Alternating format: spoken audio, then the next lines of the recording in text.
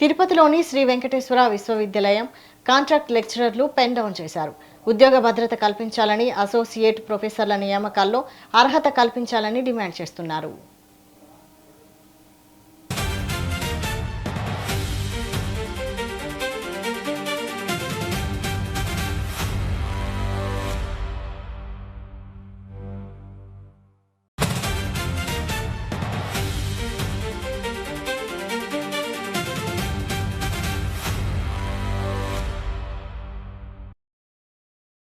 తిరుపతిలోని శ్రీ వెంకటేశ్వర విశ్వవిద్యాలయం contract లెక్చరర్లు pen down చేశారు. ఉద్యోగ భద్రత కల్పించాలని, అసోసియేట్ ప్రొఫెసర్ల నియామకాల్లో అర్హత కల్పించాలని డిమాండ్ చేస్తున్నారు. దీనికి సంబంధించి మరిన్ని డీటెయిల్స్ తిరుపతి నుంచి మా ప్రతినిధి రాము లైవ్ లో అందిస్తారు. రాము, తిరుపతి శ్రీ వెంకటేశ్వర విశ్వవిద్యాలయానికి సంబంధించినటువంటి కాంట్రాక్ట్ లెక్చరర్స్ ఎవరైతే ఉన్నారో ఇవాళైతే పెన్ డౌన్ చేశారు. ప్రస్తుతం మనం ఎస్వి యూనివర్సిటీ ముఖద్వారం ఏదైతే ఉందో ఆ యొక్క ముఖద్వారం వద్ద ఉన్నాము. ఇది చూస్తే వీళ్ళు ప్రత్యేకించి కొన్ని డిమాండ్లు అయితే వీళ్ళు అడుగుతూ ఉన్నారు. అంటే శ్రీ వెంకటేశ్వర విశ్వవిద్యాలయ అధ్యాపకుల సంఘం కాంట్రాక్ట్ సంబంధించినటువంటి లెక్చరర్స్ సంఘం ఏదైతే ఉందో, అంటే వీళ్ళు ప్రధానంగా ఆ డిమాండ్ లేక మనం వెళ్ళామంటే రాష్ట్ర విశ్వవిద్యాలయాల్లో పనిచేస్తున్నటువంటి కాంట్రాక్ట్ అధ్యాపకులకు ఉద్యోగ భద్రత కల్పించాలని చెప్తున్నారు. అదేవిధంగా క్రమబద్ధీకరించాల్సిన అవసరం అయితే ఉంది. అదేవిధంగా అసోసియేట్ ప్రొఫెసర్ల నియామకాలలో అర్హత కల్పించాలనేటువంటిది కూడా వీళ్ళ ప్రధాన డిమాండ్ అయితే చేస్తున్నారు. వీళ్ళంతా కూడా ఒకవైపు ఆ మహిళా కాంట్రాక్టర్లు కావచ్చు, అదేవిధంగా ఆ జడ్జికి సంబంధించినటువంటి అధ్యాపకులు అందరూ కూడా ఆ విశ్వవిద్యాలయానికి సంబంధించినటువంటి మెయిన్ ఎంట్రన్స్ గేట్ ఏదైతే ఉందో ప్రధాన గేట్ వద్ద వాళ్ళు ఆ పెన్ డౌన్ చేసి ఆ ధర్నా చేస్తున్నటువంటి పరిస్థితి కనపడుతుంది. అంటే వాళ్ళ యొక్క డిమాండ్ ఏంటి, ఏం కోరబోతున్నారు వాళ్ళు? దాదాపు మనం తీసుకున్నట్టు స్టేట్ బైఫర్కేషన్ అవ్వకముందు నుంచి కూడా పూర్తిగా వాళ్ళ యొక్క ఉద్యోగ నియామకాలు అయితే నిలిపేశారనేటువంటి ప్రధాన డిమాండ్ గా కూడా చెప్తూ ఉన్నారు. రావుడు సార్, చెప్పండి మీ డిమాండ్ ఏంటి? మీరు ఇవాళ రోడ్డు మీద వచ్చారు సార్. సార్, మేము SC university contract assistant professors మాట్లాడుతున్నాము. దాదాపు ఇక్కడ 206 మంది పనిచేస్తా ఉన్నాము. ఈ 206 మంది గత 6 సంవత్సరాల నుంచి 20 సంవత్సరాలుగా పనిచేస్తా ఉన్నారు. అయితే ప్రభుత్వం ఇచ్చినటువంటి నోటిఫికేషన్ లో మమ్మల్ని ఎక్కడ కూడా కన్సిడర్ చేయకపోవడం చాలా బాధపడదగ్గ విషయము.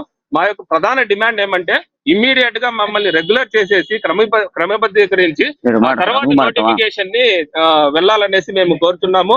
అదే విధంగా మొన్న ఇచ్చినటువంటి నోటిఫికేషన్ లో మా యొక్క సర్వీస్ ని ఎక్కడా కన్సిడర్ చేయకోకుండా బయటి కాలేజీలలో, డిగ్రీ కాలేజీలలో కాంట్రాక్ట్ గా పనిచేసే వాళ్ళకి, ప్రైవేట్ కాలేజీలో పనిచేసే వాళ్ళకి సర్వీస్ ని కన్సిడర్ చేసి ఎలిజిబిలిటీ ఇవ్వడం జరిగింది.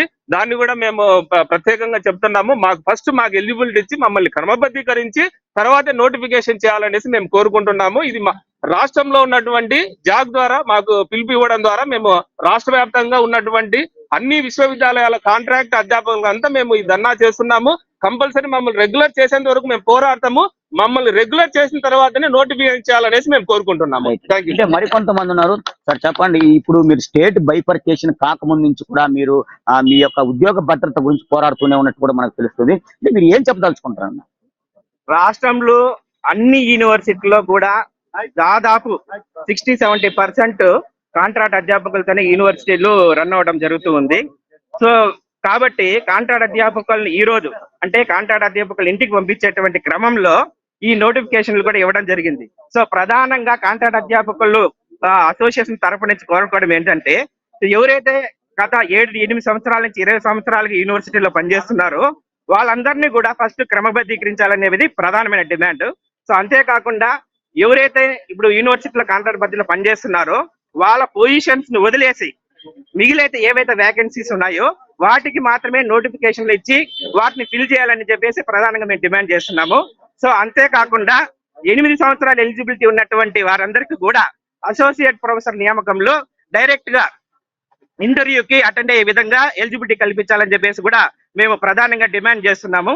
సో ఈ విషయం అన్నిటి కూడా ప్రభుత్వం కన్సిడర్ చేసి మాకు తగు న్యాయం చేయాలని చెప్పేసి ఈ మీడియా ద్వారా మేము తెలియజేస్తున్నాం.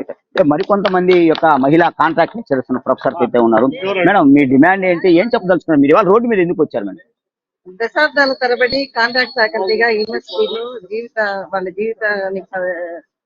జీవితం మొత్తం సర్వీస్ యూనివర్సిటీలోనే చేశారు. కానీ చాలా మందికి 20 సంవత్సరాల పైన సర్వీస్ ఉండే వాళ్ళు కూడా ఉన్నారు. వాళ్ళు ఎవరికి కూడా ఈ నోటిఫికేషన్ లో ప్రిఫరెన్స్ అనేది లేదు. పైగా డిగ్రీ కాలేజీల వరకు ఉన్న వాళ్ళకి న్యాయం జరిగింది కానీ యూనివర్సిటీలో ఉన్న వాళ్ళకి న్యాయం జరగలేదు. కాబట్టి ఆ న్యాయం కోసము పోరాడుతున్నాము. ప్రభుత్వానికి, యూనివర్సిటీ అధికారులకు అందరికీ కూడా విజ్ఞప్తి చేశారు.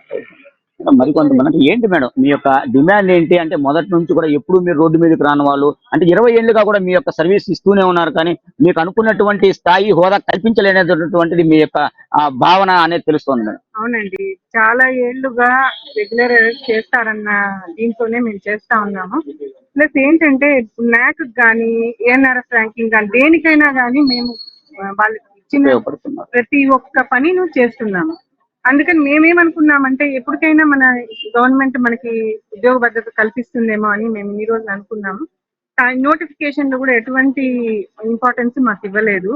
అందరితో పాటు ఓపెన్ నోటిఫికేషన్ లోనే మేము పార్టిసిపేట్ చేయాల్సి వస్తా ఉంది.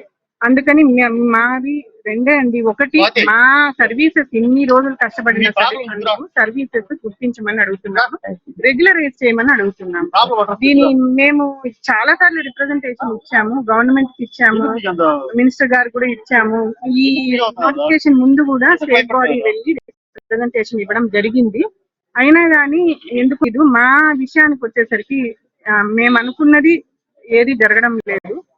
ఇప్పుడు నోటిఫికేషన్ వచ్చిన తర్వాత కూడా మా సర్వీస్ ఎక్కడ కౌంట్ చేయొద్దని అన్ని అప్లికేషన్స్ స్క్రీన్ అవుట్ చేయబడినాయి. అసోసియేట్ పొజిషన్స్, అసిస్టెంట్ పొజిషన్స్ కూడా అందరితో పాటు నెట్ సెట్ క్వాలిఫై అయిన వాళ్ళకి, ఇప్పుడు కొత్తగా కోచింగ్ తీసుకుంటున్న వాళ్ళకి అడ్వాంటేజ్ ఉంటుంది కానీ మాకు ఉండదు. ఎందుకంటే మేము అందరూ ఆల్మోస్ట్ ఇక్కడైతే ఎస్వి యూనివర్సిటీలో 90% ఆఫ్ ద కాంట్రాక్ట్ ఫ్యాకల్టీ అందరూ 40 to 55 years అబౌవ్.